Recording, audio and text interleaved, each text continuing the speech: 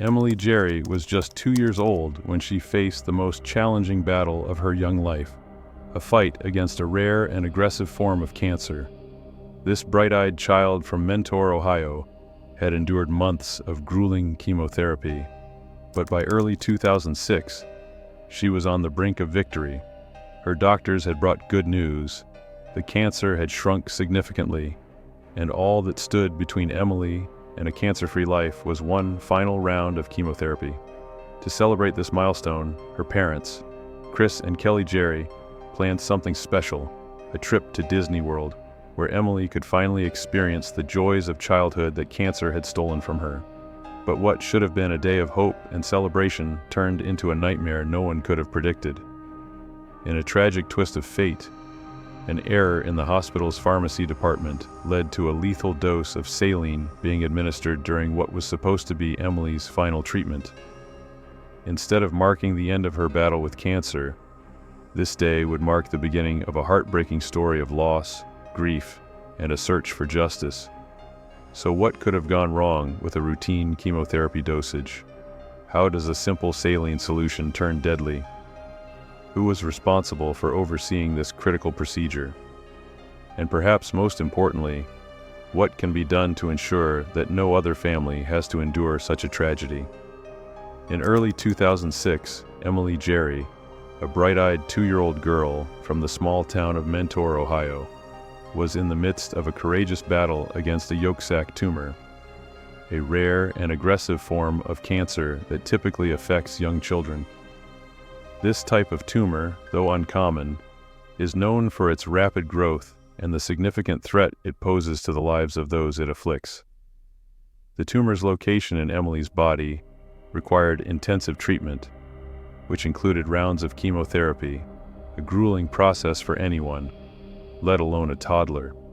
The chemotherapy treatments had been arduous, involving numerous hospital visits, painful procedures, and a toll not only on Emily, but also on her devoted parents, Chris and Kelly Jerry.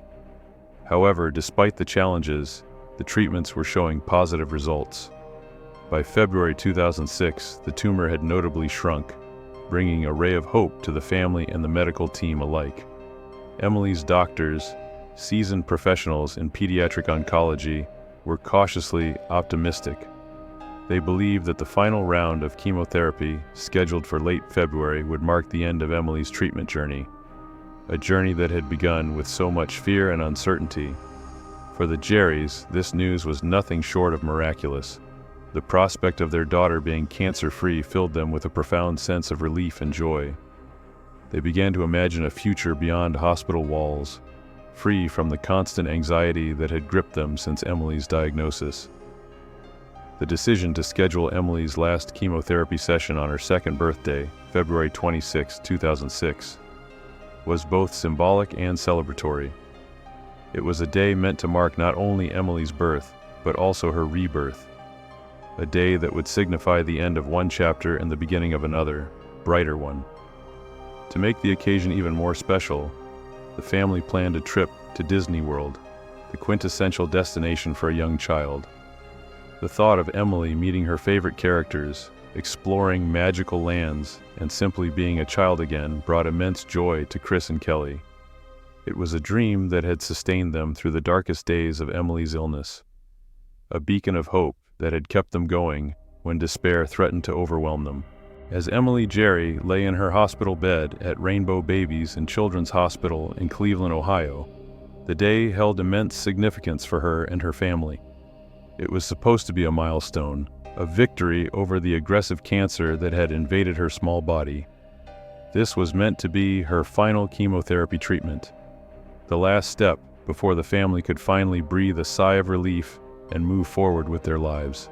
The air was thick with a mix of anxiety and cautious optimism as they prepared for what they believed would be the last of Emily's grueling treatments. However, behind the scenes, a series of preventable mistakes were being set in motion in the hospital's pharmacy department, errors that would transform this day of hope into one of tragedy. The root of the problem lay with the pharmacy technician on duty, Katie Dudash. Unlike licensed pharmacists, pharmacy technicians at that time in Ohio did not require extensive formal training or certification. This lack of stringent qualification requirements was a push to the significant oversight in the healthcare system, one that would soon have devastating consequences. Dudash was working under conditions that were far from ideal. The pharmacy was severely understaffed, adding to the strain on the remaining staff members, who were already struggling to keep up with the demands of the day. On top of this, the pharmacy's computer system, crucial for processing and cross-checking medication orders, was malfunctioning, further complicating an already chaotic environment. Amidst this turmoil, Dudash, who was also preoccupied with personal issues, made a fateful decision. In the midst of this chaos, Dudash found herself faced with a critical task: preparing the IV saline solution for Emily Jerry's final chemotherapy session. Normally, this process would have been straightforward, involving the use of a pre-prepared bag of 0.9% saline solution. These pre-prepared bags are designed to ensure the precise concentration necessary for safe administration, minimizing the risk of human error. The saline solution in these bags serves as a carrier for the chemotherapy drugs, diluting them to a safe concentration for infusion into the patient's bloodstream. Yet instead of reaching for a pre-prepared bag of saline solution, which was the standard and safest practice, Dudash decided to mix a new solution herself. This decision, though seemingly minor, proved to be fatal. Lacking the necessary experience and proper supervision, Dudash mistakenly prepared a solution using a 23% saline concentrate, an extremely high concentration, when it should have been just 0.9%. This hypertonic solution was not only unsuitable for use in chemotherapy but was also lethally dangerous. Once the solution was prepared, it was handed off for administration to Emily, a step that involved another critical oversight. The supervising pharmacist, Eric Kropp, whose responsibility it was to ensure the accuracy and safety of all pharmacy preparations, failed to notice the mistake. Kropp was under immense pressure himself, dealing with a backlog of work and the complications caused by the malfunctioning computer system. This confluence of factors led to Kropp missing the crucial error, a mistake that would have dire consequences.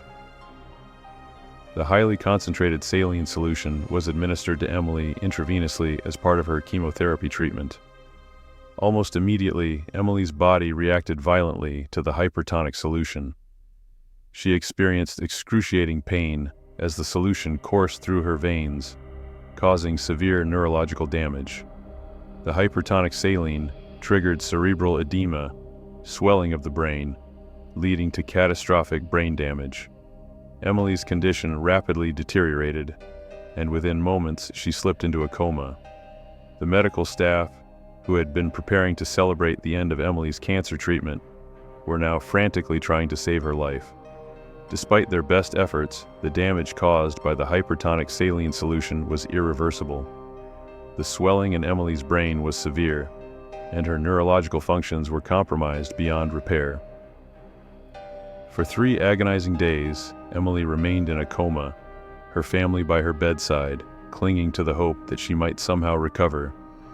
They prayed for a miracle, but it was not to be. On March 1, 2006, just a few days after her second birthday, Emily Jerry was pronounced dead.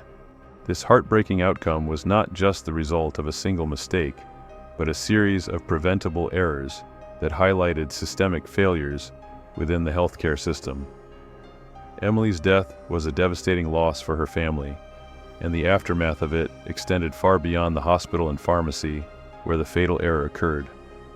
The legal and professional repercussions of the incident became a focal point for both the healthcare community and the broader public, as the case highlighted critical weaknesses in the regulation and oversight of pharmacy practices.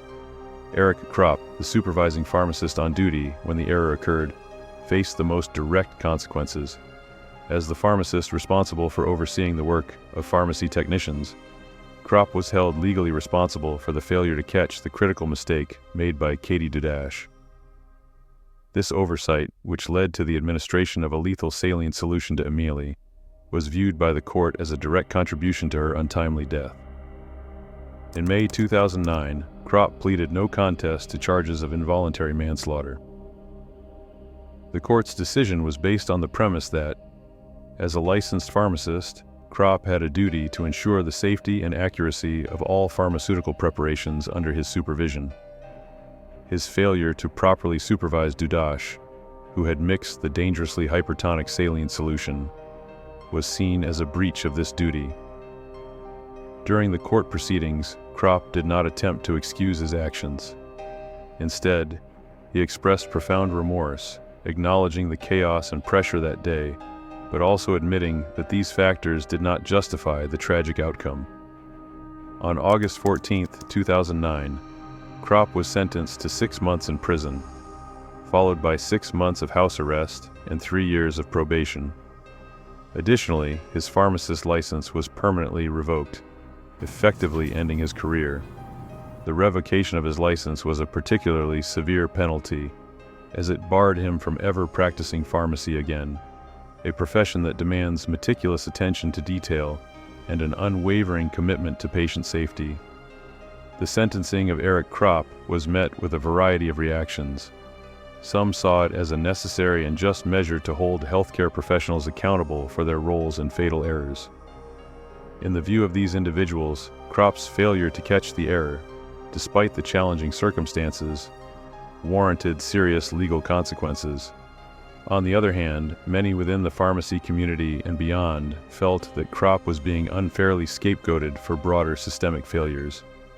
They pointed to the conditions in the pharmacy, such as severe understaffing, a malfunctioning computer system, and the overwhelming workload, as significant contributors to the tragic mistake. These conditions, they argued, created an environment ripe for error, and while Kropp bore some responsibility, the system itself was equally at fault. In contrast to Kropp, Katie Dudash, the pharmacy technician who prepared the incorrect saline solution, did not face criminal charges. At the time, Ohio law did not hold pharmacy technicians to the same level of legal accountability as licensed pharmacists. Technicians were not required to have extensive formal training or certification, and there was limited regulatory oversight of their work. As a result, Dudash was shielded from criminal prosecution, though her actions were at the heart of the error that led to Emily's death. The incident, however, did not leave Dudash unaffected. The public scrutiny and the realization of the fatal consequences of her mistake weighed heavily on her. Dudash expressed deep remorse for her role in the tragedy, emphasizing that her actions were not the result of negligence or ill intent, but rather a momentary lapse in judgment amidst a high-pressure situation. This personal and professional fallout for Dudash added to the ongoing debate about the need for stricter regulations and more comprehensive training for pharmacy technicians, a debate that would eventually lead to significant legislative changes in Ohio and beyond.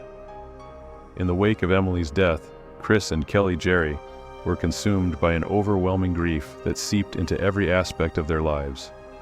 The pain of losing their daughter, coupled with the knowledge that her death was preventable, created a tidal wave of emotions that neither of them was prepared to handle. Their marriage, once a strong bond united by love for Emily and the shared hope for her recovery, began to buckle under the weight of their sorrow. By early 2008, less than 2 years after Emily's passing, the strain proved too much to bear. Kelly Jerry filed for divorce, and the marriage, already strained by the emotional toll of Emily's illness and death, collapsed under the additional stress. The divorce, finalized later that year, marked the end of what had once been a hopeful and loving relationship. The dissolution of their marriage was yet another casualty of the tragic error that had taken their daughter's life, a stark reminder of the far-reaching consequences of medical mistakes. Chris Jerry, in particular, faced a difficult journey in the aftermath of Emily's death. He struggled with depression and anxiety, and his mental health took a significant hit in the months following the tragedy. In late 2007, Chris was arrested for possession of marijuana and resisting arrest, incidents that underscored his ongoing battle with grief and his inability to cope with the immense loss. His case was eventually diverted to a mental health court, where he received the psychological counseling needed to begin addressing his deep-seated emotional pain. Despite these personal challenges, Chris Jerry remained resolute in his commitment to honor his daughter's memory by advocating for systemic changes in the healthcare industry. He transformed his grief into a driving force for activism, focusing on raising awareness about the dangers of preventable medical errors and the critical need for stricter regulations within the pharmacy sector. In 2009, Chris took a significant step toward making a lasting impact by establishing the Emily Jerry Foundation. The foundation's mission was clear: to improve patient safety by addressing the systemic issues that had led to Emily's death. Through public speaking engagements, partnerships with healthcare organizations, and relentless advocacy for legislative change, Chris aimed to prevent other families from enduring the same heartbreak that had shattered his own. One of the foundation's primary objectives was to promote the adoption of Emily's Law in other states, a law that set higher standards for pharmacy technicians nationwide, requiring more rigorous training and certification. The foundation also concentrated on educating healthcare providers about the importance of strict safety protocols and the need for vigilant oversight at every step of patient care. Chris Jerry's advocacy efforts quickly gained recognition, and he became a prominent figure in the patient safety movement. He traveled across the country, sharing Emily's story and pushing for systemic reforms that would help prevent similar tragedies. His work not only served as a tribute to his daughter's memory, but also provided him with a renewed sense of purpose as he navigated the difficult process of healing from his loss. In addition to his advocacy work, Chris began counseling other families who had experienced similar tragedies. Drawing from his own painful experience, Chris began counseling families who were going through the heart-wrenching process of dealing with children on life support or who had suffered from medical errors. His ability to connect with these families on such a personal level, offering them support and guidance, made him an invaluable resource. Through these interactions, Chris found a way to channel his grief into something constructive, helping others navigate the aftermath of preventable healthcare mistakes. As we reflect on the tragic story of Emily Jerry and the aftermath that unfolded, it prompts us to consider the broader implications of systemic failures in healthcare. The outcomes for those involved in this tragedy raise important questions. Eric Kropp, the supervising pharmacist, was sentenced to 6 months in prison and had his license permanently revoked. In contrast, Katie Dudash, the pharmacy technician whose error was central to the case, did not face criminal charges. This disparity in sentencing invites us to ask, was the legal response fair? Should both have faced similar consequences? Or does the difference in their professional responsibilities justify the differing outcomes? We encourage you to share your thoughts on these questions in the comments below. Do you believe that justice was served in this case? What measures should be in place to prevent such errors in the future? And how can accountability be ensured without placing undue blame on individuals within a flawed system? If you found this story compelling, please like, share, and subscribe for more in-depth explorations of medical malpractice cases